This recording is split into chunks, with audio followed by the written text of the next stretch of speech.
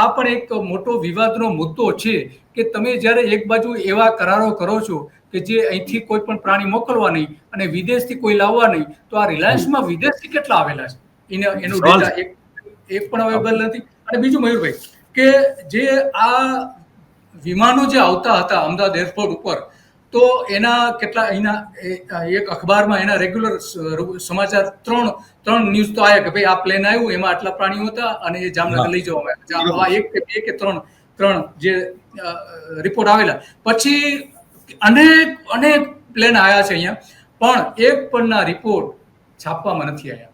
કોઈ નથી લખી શક્યું, કારણ ગમે તે હોય પણ નથી આવ્યું. તો આ કેટલાક આપણે તો સાહેબ શું જાણીએ, આપણે તો મતલબ આ તો એટલું બધું વોટર ટાઈટ કમ્પાર્ટમેન્ટ જેવું આ લોકોનું તંત્ર હોય છે કે તમે જુઓ ને કે તમે પત્રકાર તરીકે રિલાયન્સની તમે જામનગરમાં એન્ટર થાઓ ને તમને કોઈને ગંધ સુદ્ધા આવે કે તમે કંઈક સ્ટોરી કરવા માટે આવેલા છો રિલાયન્સને લઈને, તો ત્યારથી જ છે. મેં તો એક બે મિત્રોના દાખલાઓ પણ જોયા, ત્યાં લોકલ મિત્રોને પણ પૂછ્યું મેં જામનગરમાં કામ કરતા, તો કે તે તો સાહેબ અઘરું છે, બહુ પોસિબલ જ નથી.